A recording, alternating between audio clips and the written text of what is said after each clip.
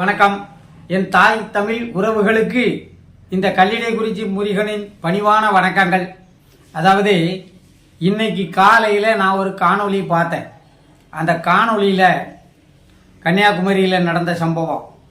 ஒரு அஸ்ஸாம் மாநிலத்தை சேர்ந்த ஒரு தொழிலாளி கன்னியாகுமரியில் வேலைக்கு வந்திருக்கான். அவனை கன்னியாகுமரியை சேர்ந்த ஒரு பெண் காதலிச்சு திருமணம் செஞ்சுக்கிட்டான்.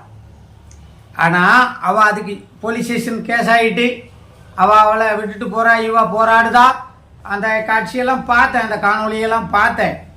எனக்கு மனசு ரொம்ப வேதனையாக இருக்குது.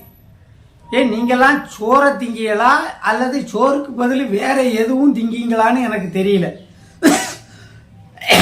எனக்கு ஆத்திரமும் ஆவேசமும் வருது. பெண்களை நான் தெய்வமாக மதிக்கக்கூடியவன். எனக்கு சோசியல் மீடியாவில் ஏகப்பட்ட பெண்கள் என்ன அப்பான்னு சொல்லுது, தாத்தான்னு சொல்லுது, அவ்வளோ பாசமோடு பழகிறாங்க.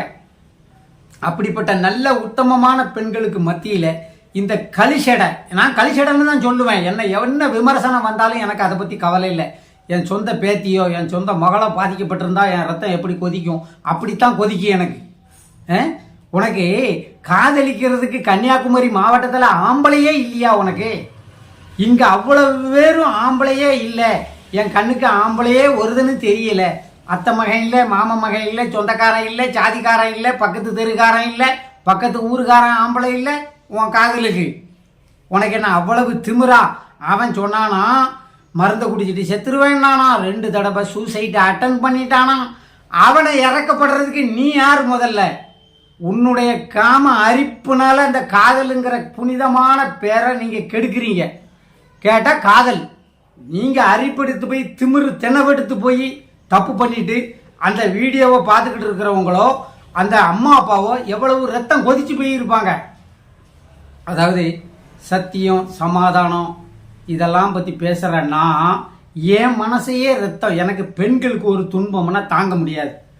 நான் எந்த எல்லைக்கும் போயிடுவேன். பெண்களுக்கு ஒரு துன்பம்னா என்னால் தாங்கவே முடியாது. நான் கடுமையாக கொதிச்சிருவேன். ஏன்னா நான் ஒரு பெண்ணோட வயிற்றில் பிறந்தவன், ஒரு பெண்ணுக்கு சகோதரன், நான் வாழ்ந்துக்கிட்டு இருக்கிறவன், ஒரு பெண்ணுக்கு கணவனாக இருக்கிறவன், ஒரு பெண்ணுக்கு அப்பாவாக இருக்கிறவன், எத்தனையோ பேரன் பேத்திகளுக்கு நான் தாத்தாவாக இருக்கிறவன். என் ரத்தம் கொதிக்கி. உனக்கு லவ் பண்ணுறதுக்கு மூதேவி, ஆக்கங்கிட்ட மூதேவி, உனக்கு லவ் பண்ணதுக்கு தமிழ்நாட்டில் ஒருத்தனுமே கிடைக்கிறது இல்லையா? கன்னியாகுமரி மாவட்டத்தில் இல்லாத ஆணழகனா? உள்ளூர்காரன் எவனாவது நீ லவ் பண்ணி ஏதாவது பண்ணியிருந்தானா 4 பேர் போய் தூக்கி போட்டு 2 மிதிச்சு ஒழுங்கா அந்த பிள்ளைய வச்சு வாழ்க்கை நடத்தலை அப்படின்னு சொல்லலாம். அசாமுக்காரங்கிட்ட போய் என்னத்தை சொல்ல? அவன் 2 தடவை சூசைட் அட்டன் பண்ணானா. இவன் அந்தால மனம் இறங்கி அவனை கல்யாணம் பண்ணிக்கிட்டாலாம். அப்புறம் கல்யாணம் பண்ணினதுக்கு பிறகு இவளை குடிச்சு போட்டு தினமும் வந்து அடிப்பானான். இதை வெக்கம் இல்லாமல் நீ மீடியாவில் வேற சொல்கிற. இதில் காவல் நிலையத்தில் போய் புகார் வேற. எங்கே போய்கிட்டு இருக்க உலகம்? அந்த பெண்ணை பார்த்தேன், ரொம்ப அழகாக இருக்கா, நல்லா படிச்சிருக்கிற மாதிரி தெரியுது, நல்ல அறிவான குழந்தையும் கூட. நிறைய பேர் படித்தவங்க, அழகானவங்க, அறிவாக இருக்கிறவங்க. இவங்க தான், நீங்கள் தான் தப்பு பண்ணுறீங்க. அதனால் சொந்த தாத்தாவாக நினச்சி அறிவுரை சொல்லுதேன். தப்பாக எதுவும் சொல்லியிருந்தா மன்னிச்சுக்கிடுங்க, திருந்துங்க. நீங்கள் பெண் என்பவள் வெறும் பெண் ஆசை நாயகி இல்லை. பெண் என்பவள் மகா சக்தி. பொம்பளைங்கிறவா மகா சக்திக்கு சமமானவா, அந்த ஆதிபர சக்திக்கு ஈடு இணையானவா, இன்னொரு உயிரை படைக்கும் திறன் கொண்டவள். அதை முதல்ல நீங்க பெண்கள் உங்களுக்கு அதை தற்பெருமையா நினைச்சுக்கிடுங்க. நீங்க இந்த உலகத்துல இன்னொரு உயிரை தயார்படுத்தக்கூடியவங்க, தயாரிக்கக்கூடியவங்க, ஒரு உயிரை உற்பத்தி செய்யக்கூடிய சக்தி படைத்தவங்க. ஆக இறைவனுக்கு அடுத்த நிலையில இருக்கிறவங்க பெண்கள். அந்த உங்க புனிதத்தை இழந்துராதீங்கன்னு சொல்லி அன்பா வேண்டிக்கிடுதேன். எந்த பெண்களும் காதல் கத்திரிக்காய் கருமாந்தரத்துலலாம் மூழ்காதீங்க. நீங்க அடைய வேண்டிய லட்சியம் எத்தனையோ இருக்கு. அதனாலதான் காம வெறி பிடித்த நாய்கள் உங்களை வேட்டையாடுகிறது. நிறைய தவறுகள், ஊசி இடம் கொடுத்தாதான் நூல் நுழைய முடியும்.